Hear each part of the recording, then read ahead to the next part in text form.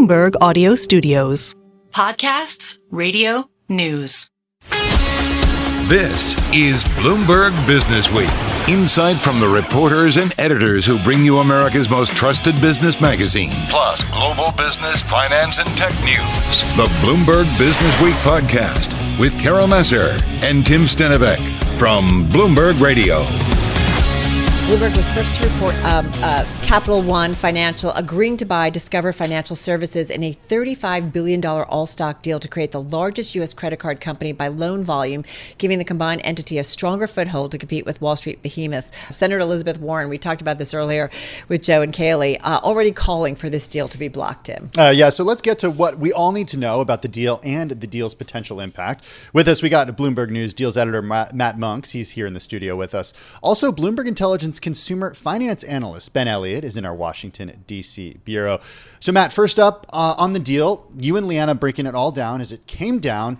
A big one, the biggest globally thus far. Also a decent premium. Give us the numbers. Give us the details. Yeah, so Capital One, which is the 9th largest bank in the U.S., is agreeing to buy Discover for about $35 billion. It's a 27% premium. The deal is expected to close later this year, early next year. That's the big question, whether it gets to cross that finish line. And basically, this is all about the rails. It's all about the network. Capital One is a card issuer, and now it's taking over the smallest card network in the United States. It's interesting, and it kind of a million questions. I mean, Ben, come on in on this. I mean, what are the benefits to these two companies by doing it, and then who loses out in this deal? Yeah, so I think the question here is not really whether a Capital One Discover tie-up is going to outcompete Visa and MasterCard. It's sort of whether can Capital One become the next American Express? Can they grow the Discover network? Can they bring competitive credit offerings to that network in a way that gives them more negotiating power with merchants and gives them a revenue stream that's not based on credit? What can I just, Tim, you and I were talking in the newsroom, you're like, I didn't even know this many people use Discover. I mean, Ben, I have family members who love Discover. Hold on, just because I said it to you in the news, you don't have to tell everybody I said that, But Carol. It's fair. Like most people, it's Visa or MasterCard or it's American Express. The value that Discover brings to the table. Yeah, so Discover it's not really well understood, I think, by sort of a broad swath of American consumers. But so you're not alone, Tim. Thank you. Go ahead, Ben. But Discover's acceptance is basically as broad as Visa, MasterCard, and American Express. They advertise that at 99% of places where credit cards are accepted, you can swipe your Visa card. So if you apply that sort of wide acceptance, I mean, that's like a gritty sort of merchant-to-merchant battle that Discover has fought for 40 years. And now Capital One is looking at that and seeing all the hard work that's gone into it and seeing a relatively attractive acquisition point, and they're saying maybe we could take this to the next step and become sort of like the next American Express. So Ben, is this about reducing Capital One Financial's reliance on Visa and MasterCard, like pushing them out of the picture completely, and at one point in the future, exclusively using Discover as the card issuer? That might be a very long-term goal for Capital One management, but I think the reality is in the near and medium term, they're going to keep issuing Visa and MasterCard branded credit cards for quite a while.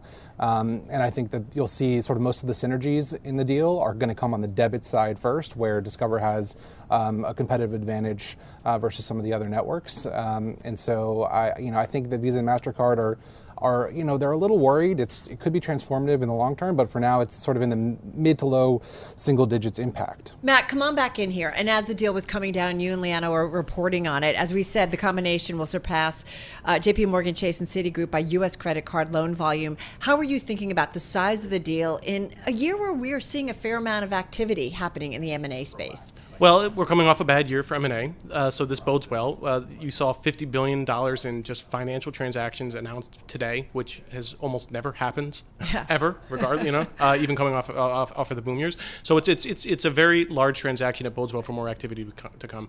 And one thing about this specific transaction that I want to keep in mind, like it's still a relatively small player in the credit card network business. It's still going to be dwarfed by the big three. So actually, within the scheme of credit card networks, it's not that big. So were you surprised then, Matt, to see Senator Elizabeth Warren come out and say that the deal should be blocked. Here's what she said. Capital One Financial's $35 billion deal to acquire Discover Financial Services threatens financial stability, reduces competition, and raises costs for Americans. No, I'm not surprised by that at all. So whenever you see bank transactions announced at the smaller level, like community banks, regional banks, politicians and local business communities, they tend to freak out a little bit and make a lot of noise. And that's all it really tends to be, is noise. If you look at the regulatory landscape for this transaction, there is really no reason that this deal shouldn't go through. It's a vertically they're buying a network. They don't have a network. There's a little bit of overlap on the issuer side, but we're still going to have 4 networks. But Lena Khan has sort of said, she sort of said that the old antitrust textbook doesn't really matter to her anymore. That's right. So there's the antitrust aspect, and then there's the regulatory aspect, right? The FDIC and the OCC and the Federal Reserve. You can be guaranteed that Capital One floated this to them before they did this deal, and this deal wouldn't be happening if they didn't get some kind of good vibes from them, right? Now, what's going to happen with the DOJ, the FTC, that is more of a political issue, but people make a lot of hot air about these transactions, and they still get through. And what it really comes down to is the willingness of Capital One to fight for this transaction. And we see in past cases, if you are willing to fight, if you are willing to litigate, you have a good chance of getting it approved. All right, well, Ben, there you are, at the home of all the regulators in D.C. Are you hearing any kind of murmurings today, following news of this deal, that there is any kind of possible problems in getting getting this deal specifically through on a regulatory front?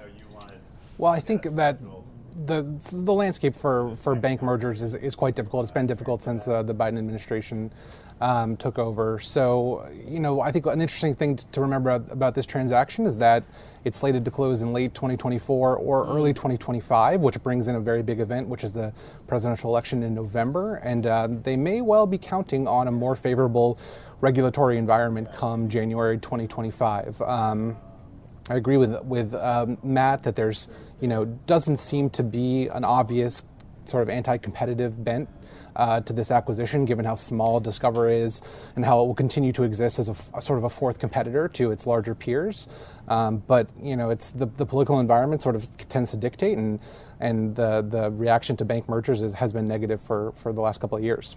Yeah, I want to home in on this point, Ben, that Senator Warren said reduces competition and raises costs. Because if you look at the landscape right now, is it fair to say that there's this quasi-duopoly that exists with Visa and MasterCard, and by having a stronger Discover or a stronger American Express could actually increase competition? So I think that's fair. I would caveat that I think American Express is usually the most expensive network, and that's because they have to pay for really attractive rewards for their high spenders to be attracted to their credit cards. So I don't think American Express will ever be sort of the competitor that drives costs down. If anything, they take advantage from their niche to sort of push costs up.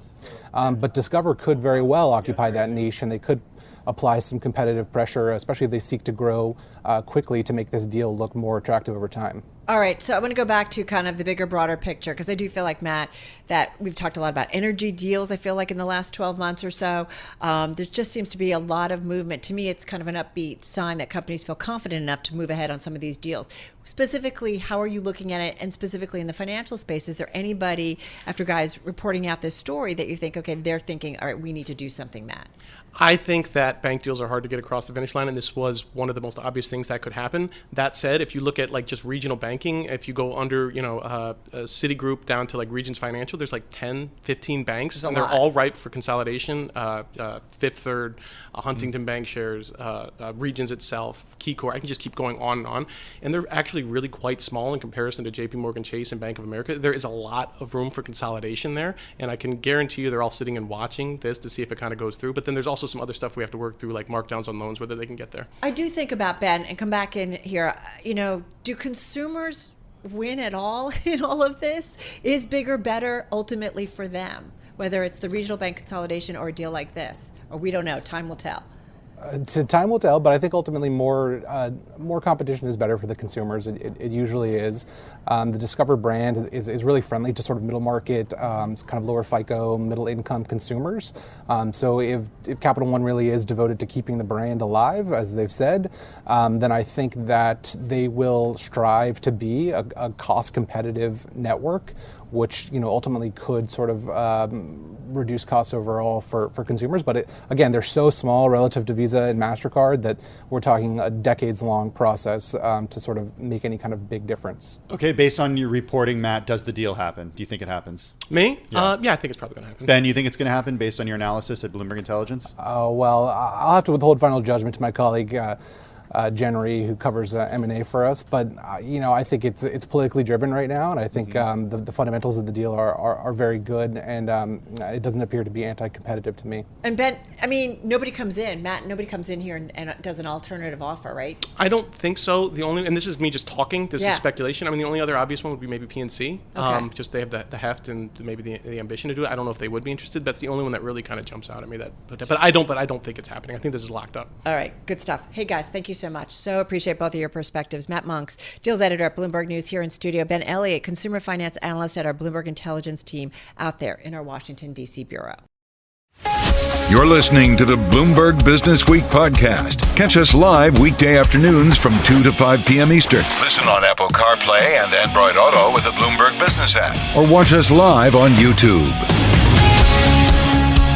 So we have talked about what may be the biggest brand shift in a company very well known in the weight loss industry, known to its many users for years, Tim, for its point counting program. We're talking about none other than WW International. And you're asking yourself, okay, what is WW International? It's a company formerly known as Weight Watchers.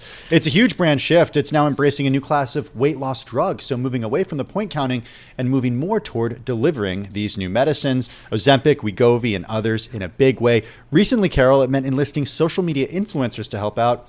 Needless to say, sometimes this stuff doesn't always go as planned. So true. Well, with the inside story on what is one of the most read stories on the Bloomberg today, Bloomberg News health reporter Madison Muller joining us here in studio. So another great story, another great insight into this world that has been disrupted by this new class of weight loss drugs. Take us into what you call in your story the GLP-1 hype house. Did they actually call it the GLP-1 hype house, or what? They called it the GLP-1 house. Okay. So similar. And it was kind of a hype house. They had these massive replicas of injector pens and a blue carpet and, aprons that said it's giving protein and, different photo booths and things like that. So Did you go? I did not go. But you saw pictures. But you saw pictures, videos. It was all over social media, which was sort of the point. And it sort of brought you into what was happening there. But in the sort of days that have followed since, we originally reached out for this story, a lot of the videos are no longer online. So talk to us a little bit about how it didn't go as planned, because that's a big part of this. That is the story here. Yeah, so Weight Watchers has obviously been undergoing this huge brand shift, going from dieting and sort of pushing lifestyle changes to embracing these GLP-1 medications. And as part of that, they bought this telehealth platform Sequence last year. And until now, we didn't really know how they were going to integrate that with their brand. And then in December and January, they started launching this, officially rebranding it as Weight Watchers Clinic and launching a GLP-1 program, which is sort of supposed to be a support system like the typical Weight Watchers community for people on these drugs. And like Weight Watchers has done with, time and time again, sort of relying on social media influencers or forward-facing personalities like Oprah, people that have a big following to sort of promote its brand. And so they reached out to a lot of influencers, creators on social media who do talk about their Ozempic and Wegovy use to see if they would partner with the company to, support the brand, make videos about them on social media. And a lot of these influencers were like, one, it seemed disingenuous the way that they reached out about this. And two, we actually have a lot of bad experiences from diet culture and from the way that, bodies were talked about, dieting was talked about for so long that we wouldn't want to partner with a brand like Weight Watchers. Yeah, it's interesting, right? Kind of the kickback. Having said that, there were some that did sign on and were all in. Yeah, there were about a dozen that went to this hype house and posted videos from it and, have continued working with the brand, and it definitely looked fun. I have to say what's interesting, and having covered this company for a fair amount of time with its predecessor, and when it shifted to being much more of kind of a wellness lifestyle brand, like it's not just you're losing weight, but you're also thinking about, I think, meditation, like other things, like completely holistic in terms of wellness. It's really kind of turned its back on that. Yeah, I mean, yeah, that is the thing. And it's interesting because they were sort of trying to do that, I guess, in combination with promoting these medicines and prescribing these medicines. And the patients that I spoke to and the influencers that I spoke to were like, we don't really need this community or this points counting system because we're already getting that from our doctors or our community on social media. And so the things that, Weight Watchers was sort of trying to bring its brand and the things that it's done well and done for so many years into this next generation. But all of these patients are like, well, we don't really need them anymore. Okay, speaking of the next generation, a big part of the story too is influencer culture and sort of what goes along with that. And it's, I think for a lot of companies, especially established companies that are trying to rebrand, this is something that they are trying to embrace because marketers find it effective. But at the same time, you don't have control over your message the same way you do when you have a quote unquote traditional campaign. Take us through this contract, because I was really surprised to see that for only $750, it required the person who was posting this to actually follow all these rules. Yeah. I mean, the contract was also a problem. That the patients, the influencers that I talked to, they were like, the non-compete clause of this contract was extremely intense. I mean, they wouldn't let us work with any other weight loss brands, which I guess makes sense, but couldn't go on, weight loss shows like The Biggest Loser. Couldn't even talk about other like types of diets like Whole30 or paleo on their social media channels. They were like, it was just extremely restrictive. And, for someone that's trying to make a living off of social media and brand partnerships and different deals, like it's just not something that's super sustainable, especially when they're offering just $750 for a couple posts. What does WW say? And I also bring in, they've got a CEO who's definitely savvy when it comes to the social media world and kind of social media TikTok. Communities, right? A lot of following. So I'm curious what the response has been. So they would not comment for this story. But social media is clearly a big part of their strategy, and they have said that in the past that they're going to continue to use social media. Their CEO is on social media, like you guys said. The chief medical officer has a podcast and a ton of Instagram followers, and their dietitians are all on social media as well. It's like, it's very interesting for executives to be this forward facing on social media. You don't really see that with the pharma companies. No, that's so true. Okay, Madison, I got to ask you, when you see an ad on traditional TV or hear one on the radio for a pharmaceutical company, there's a lot of fine print. They talk about the potential side effects. They talk about things that could go wrong. If you're an influencer just posting about using a product, it doesn't have that same regulatory oversight, does it? Right. So this is a major gray area and something that is still sort of to be determined how it's even going to be regulated, because telehealth companies don't have to follow the same strict rules that pharma companies do when they're marketing a product. Obviously, pharma companies have to comply with FDA laws, and they have to, they can't overstate the benefits of a drug. They have to say the side effects. Telehealth companies don't really have to do that.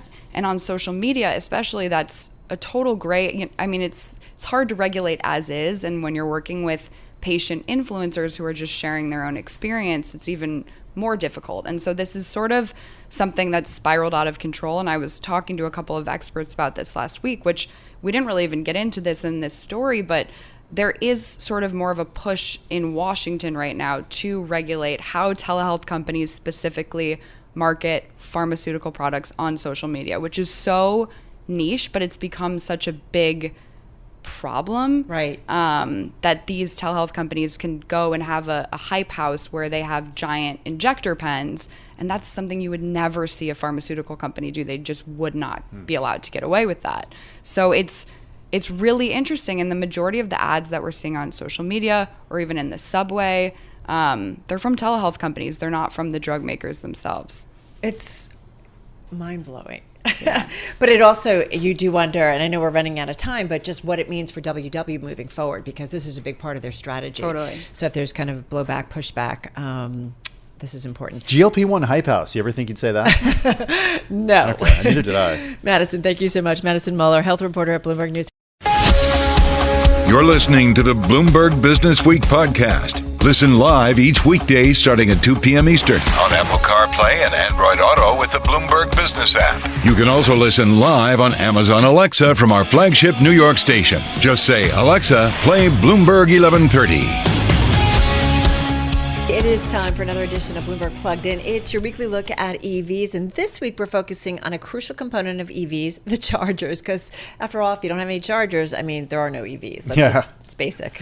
We've got back with us Brennan Jones, President and CEO of Blink Charging. The company customers include Alphabet, Amazon, AutoNation, Ford, GM, and hotels and cities around the country. He's back with us from Washington, D.C. Blink Charging builds EV charging networks. Brennan, good to have you back with us. How are you? It's great to be on again. We're doing great. Good. Hey, I want to talk about the company in just a second, but just today we got the news that Ford is cutting the price of its Mustang Mach-E by as much as $8,100 after sales tumbled more than 50% in January. Ford also cutting production of the Mach-E and the F-150 Lightning plug-in pickup truck. It's been a theme of our broadcast this year, is just the rebalancing when it comes to supply and demand of EVs, and what a difference just a couple of years has made. How do you see the space right now? Well, despite of what we see as some cuts from certain OEMs, we're still seeing an overall increase in the market. The U.S. had 1.3 million EV sales last year. And if you're a single OEM and you had 1.3 million sales, that would be outstanding. And even Bloomberg yourselves, you still see an increase.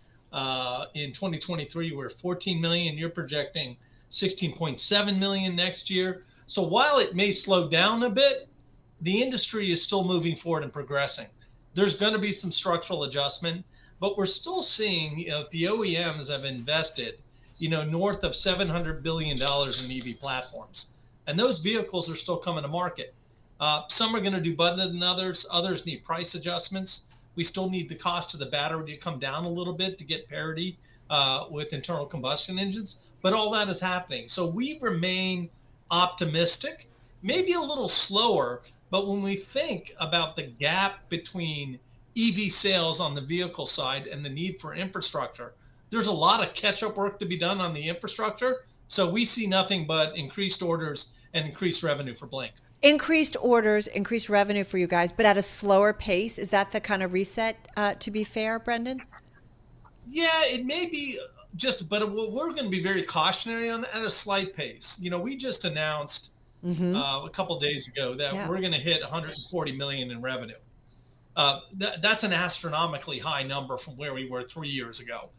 When I joined the company to structurally adjust it, the previous year revenue was just $2 million, and now we're at 140 million dollars. And I wouldn't predict that we're going to see that same growth factor. Because a lot has changed in the interim, but we still see growth.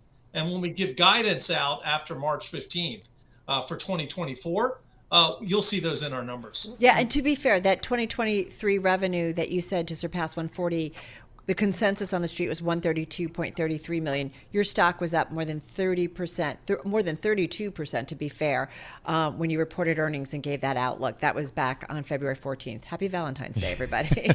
Hey, Brendan, Thank you for that. what is holding back customers in the U.S. from widespread adoption right now? Is it purely cost? Cost isn't a element, but we see some lower price models coming in. Perception, we have to really improve the dialogue. I mean, the benefit of an EV is really that you can plug it in anywhere. But when you look at the share of voice when we talk about EV infrastructure, it's really a lot on public-based DC fast charging. When reality, according to all the data, 90 to 90+% of the charging is going to be on level 2 charging. That is either in the home or the workplace or the apartment building, the multifamily dwelling, the doctor's office, and it's much easier to install. But we have most of the public holding back, waiting for that visible sign to see a DC fast charger. But we got to break that myth. That's the old paradigm. The new paradigm is charge anywhere. And unfortunately, as Americans, we think we use our car more than we do, but the DOT has had consistent stats for the last 30 years. They sit 95% of the time. Charge them where they sit. It's more economical. It's less capital. It's easier to do. And we can put more ports out there. Well, how how likely is that broader pivot towards the slower level 2 charges, which is what you guys focus on? If plug-in hybrids gain share, I'm just curious how you see it, and the need for that fast chargers become less critical. So give us an idea if you see that broader pivot. You still have that. Yeah. If you look at our portfolio today, I'll give you that as an example. And we have hybrids that are charging on our chargers every day. We will maintain that 90-10 split. 10% is going to be DC and 90% is going to be L2. Well, we think that's healthy. And that's globally, right? Because we're not United States based. We're in Europe. We're in the United States. We're moving into Southeast Asia.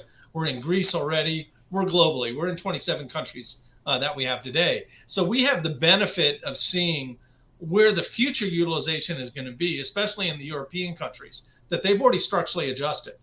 And utilization on our chargers there is way up compared to the United States. And eventually that's going to come to the United States. So hybrids that are coming out have now a dependency on just being electric. And that dependency on being electric is going to drive the need for charging. When do we get to a point, though, where we see EVs are as easy to charge as an internal combustion engine vehicle? Well, I think we're getting close now with the paradigm, and you're talking about in terms of speed when you're talking about public charging, right? Speed would be great. I was just thinking of number of places you can fill up your tank versus number of places you can fill up your battery. Right. So we're heading there. But again, remember, it's a different paradigm. And that's what we have to keep in mind.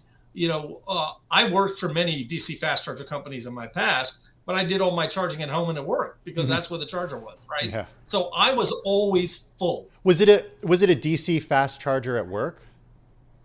There was a DC fast charger at work, but I didn't need to hook up to it. It costs more money. It's more expensive to operate. I just plugged into the L2. And just so we are clear to everybody out there, level 1 charging is 120 volts.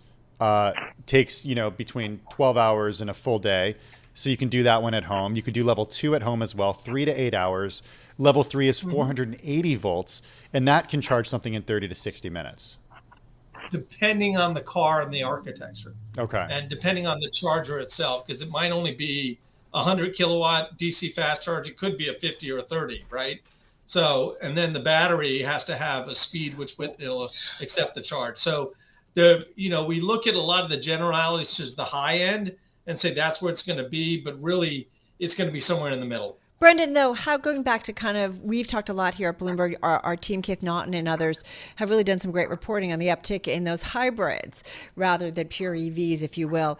That pivot, if that continues, how do you assess or describe that impact on your business? Or how does it change the outlook? We don't think it changed that greatly, but we really don't see that as a long-standing thing. I mean, and here's the reality. China is moving to pure EVs. Europe is moving to pure EVs. And a lot of the European manufacturers are pushing pure EV strategies in the US. While we might have some slowdown, the US is heading in this direction. Hybrids already exist, so those power plants are no. But in the end, they're a horribly inefficient power plant because you're running 2 different systems in a car, and that is suboptimal by any engineering standards. So eventually, it's going to give way to pure electric vehicles. Really quickly, 30 seconds, who are your biggest customers? Who's buying it most? Is it municipalities? Is it the automakers? Is it Amazon? Who is it? Real quickly. It's a great question, and it's actually all of the above now. The biggest booming part of the space is fleet. Both municipal and commercial fleets are buying chargers night and day all over the place right now. But also, we're doing a strong book of business with healthcare. We do it with hospitality. We do it with long dwell times. Yeah. So it's pretty consistent in the shift. And we're seeing orders increase, not decrease. Got it. So we're pretty optimistic about it. Always good to check in with you. Brendan Jones, President and Chief Executive Officer of Blink Charging, joining us from Washington, D.C. I'm driving in my car. I turn on the radio. How about you let me drive? Oh, no. Who's gonna drive you home? Honey, please, I'll do the driving. Drive on. Excuse me, I want to drive. It's the question that drives us. This is the Drive to the Close That funky music will drive us till the dawn. on Bloomberg Radio. All right, TikTok, everybody. Just got about 17 and a half minutes left Is in that today's session. it? What do you mean? That's it. I don't know. Markets It are felt clo- like a long day today. You know, it should be a quiet week because a lot of New York City schools are out. Yeah, So you have a lot of people on vacation. true. Yeah, we're seeing actually volume is kind of average over the last 5 days. Sorry, average volume. Yeah. No one likes to be called average. But I think, everybody's waiting for NVIDIA earnings. I think so. After talking to Abigail Doolittle, I feel like we're banking on that for, not only the company and whether it lives up to these lofty expectations, although she said the valuation maybe is not so unreasonable at this point, but the sentiment, right? Because of the AI play. 300% last year. Yeah. Best performer in the S&P 500 last year. Still the best performer this year. Unbelievable. All right, so let's see what Jimmy Lee has to say about all of this. It is our time for the drive to the close. Jimmy Lee, back with us, founder and CEO of the Wealth Consulting Group, joins us from Sea Island, Georgia. The Wealth Consulting Group, by the way, has about $5 billion in assets under management. Jimmy, hey, nice to have you back with us. How are you? Great to see you. I'm doing great. So are you waiting to see what NVIDIA has to say like the rest of us? I am, just like the rest of the world, at least the people that care about investments. My best guess is that NVIDIA probably produces a pretty good report, but we'll see if they were able to keep up with demand. We know the demand's strong, but there's so much excitement and enthusiasm around AI. I think that's one of the reasons why we're seeing some selling going into tomorrow's report. That I think most analysts, or a lot of analysts, believe that it's priced to perfection, and regardless of what they say, there's going to be some profit taking. So how are you looking at tomorrow's results as a bellwether for the wider market? This year starting off a little bit like last year in the sense that we've got still, again, a small group of companies sort of determining what the index returns are to a large degree, with a few notable, differences, right? It's not all the Magnificent Seven stocks that are performing well year to date, with a few of those not doing as well. And also, it's a little bit broader year to date. I think we've got some cyclical sectors like financials and industrials that are doing pretty well so far. So I think we're a little bit better than we were last year. And also, we've had some recent corporate layoff announcements, but still not as much as what we saw in Q1 of last year. And so I think companies are still being very careful about how they're managing their balance sheets and cash flow and wanting to prepare for a recession if we do get one. Which, again, I know we've talked a lot about this throughout last year and now my first chance this year. I really don't think we're going to get one this year, and just like we did last year, and I don't think we're going to get a market sell-off. I think we're going to have a pretty good year for stocks, but also bond investors, I think will have a good year this year. And that is based on what do you think we're going to get from the Fed in terms of policy, rate cuts, or perhaps maybe even some more rate increases, which is kind of how we kicked off our broadcast almost 2 hours ago?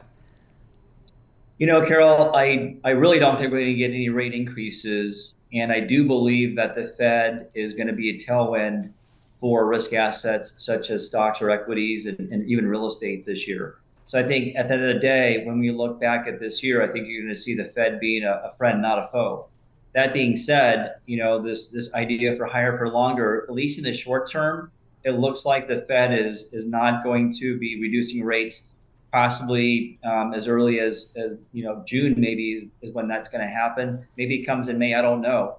What's happening right now is investors are rotating which sectors to put their money into based on when they think the Fed's going to announce their first rate cut. And so when interest rates start to go down and inflation data looks better, you get all the cyclical sectors doing better and then small cap companies doing better than large. On the other hand, when rates go up, you see the exact opposite. So I think a good way to play that right now is to be overweight some of the names or the sectors that are still doing well, and also will do well if we do get a rate cut, which I believe is tech. And on the other end, though, that barbell, maybe have some of those other cyclical sectors, such as financials, industrials, and make sure that you've got enough exposure into, not just mega caps, but mid caps, small caps, even though Small caps are underperforming large caps again. And I also think that for the remainder of the year and possibly for an intermediate term trend, the dollar is going to be a little softer. So I think international equities should also be represented in a good diversified equity portfolio, and make sure you have enough of that. Hey, Jimmy, guilty as charged for logging into my Bloomberg terminal over the weekend, Carol, because we actually had some really good stories published, including this one about a $6 trillion wall of cash holding firm as the Fed delays cuts. And what it's all about is the $6 trillion of money market funds that are out there right now. Investors have added $128 billion to U.S. money market funds since the start of the year, Jimmy. Are those investors making a mistake being in money market funds right now? I think they are. And as you know, I was calling that investment a sucker bet for people's long-term money last year. I still believe that to be the case. Our own CIO, Jim Warden, produced a chart for us using data from the ICI. And, it showed from the lows of October 2022, there have been, I think there was a negative $214 billion of net outflows into equity mutual funds and ETFs. I think positive inflows of about 150 billion into bonds, bond funds and ETFs, and I think like 1.4 trillion into money market funds of the big cash pile of trillions. So this does not look like a market that is a bubble that investors have been chasing. It looks like the biggest bull market that investors have missed. What if, though, the lagging effect of all of this aggressive monetary policy, the Fed, aggressively raising rates in a short period of time, what if we haven't yet felt it all? Is that possible at all in your view? It sure is possible. I was looking at a report from Mark Zandi this morning, though, that showed the stabilization of the lowest or the most potential weak part of the consumer and delinquency rates on autos and credit cards kind of stabilizing. So I think that hopefully that's good news, is that it is stabilizing and not going higher. And I do believe, though, that the Fed does need to lower rates sooner than later, so that we do hold off and with this resilient consumer avoid a recession. But I do believe we could fall into recession if the Fed is high for too long. And so I don't think that's what they're going to do. Yeah. The stubborn inflation data, when it's not good, a lot of it's due to housing data. And as you know, I've been saying that's looking at it with the rearview mirror. Okay. So hopefully that looks better too. Yeah, we'll get another read on housing when Toll Brothers reports after the close today. Hey, Jimmy Lee, thank you. Founder, CEO of the Wealth Consulting Group, joining us from Georgia. This is the Bloomberg Businessweek podcast, available on Apple, Spotify, and anywhere else you get your podcasts. Listen live weekday afternoons from 2 to 5 p.m. Eastern on Bloomberg.com, the iHeartRadio app, TuneIn, and the Bloomberg Business app. You can also watch us live every weekday on YouTube and always on the Bloomberg Terminal.